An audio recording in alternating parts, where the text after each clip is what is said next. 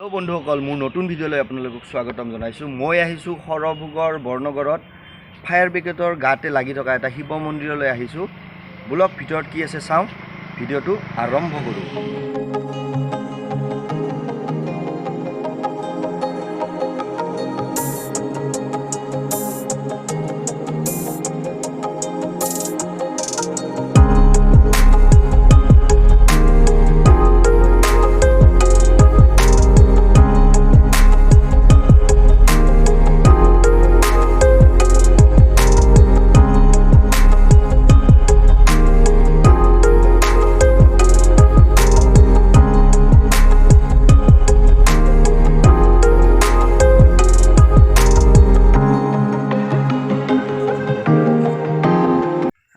ইয়াৰে এটা বিশেষ এপাত গছ, ইপাত গছ চাওক আপুনি, এইপাত গছ আপোনাৰ গৈছে এনেকৈ যাই কেনে ইয়াৰ এইডাল যাই কেনে ইয়াতে শিপা এডাল ওলাইছে।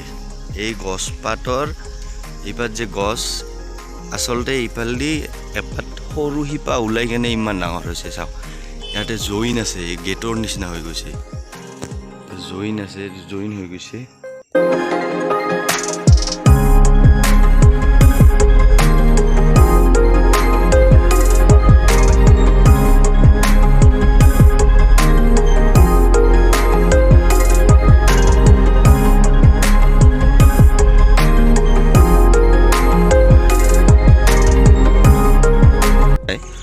এইখন এখন শিশু উদ্যান পাৰ্ক। তো আচলতে এই শ্বহীদ অমীয় আৰু হৰিপতি এওঁলোকৰ ঘৰ আপোনাৰ পুথিমাৰীত পাইনপাৰাৰ ওচৰতে। তো 83 চনৰ আন্দোলনত তেওঁলোক শ্বহীদ হৈছিল আৰু তেওঁলোকৰ সোঁৱৰণতে এই পাৰ্কখন। বোলক ভিতৰত কি আছে চাওঁ।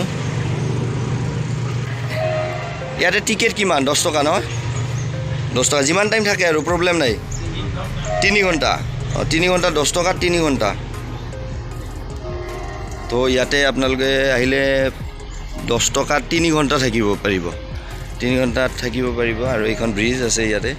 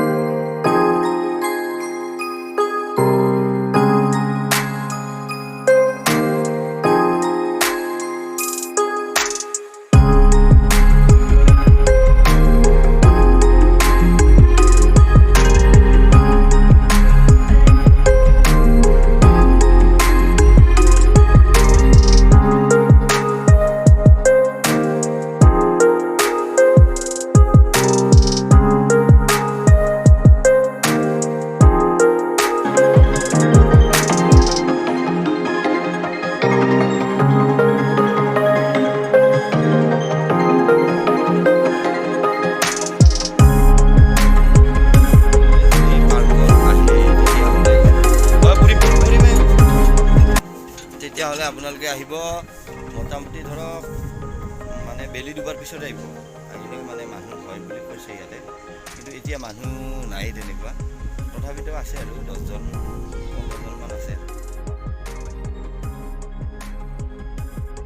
আৰু এটা কথা ইয়াতে আপোনাৰ পাৰ্কখনত এখন ট্ৰেইন আছে এই ট্ৰেইনখন আছে এই ট্ৰেইনখনত আপুনি যদি উঠে তেতিয়াহ'লে 30 টকাকৈ লাগিব মই ভবা নাছিলোঁ ময়ো উঠিছোঁ এইটো ভাইটি আহিছে মোৰ লগত ভাইটি কয় ট্ৰেইনত উঠো ট্ৰেইনত উঠিলে আপোনাৰ 30 টকাকৈ লাগিব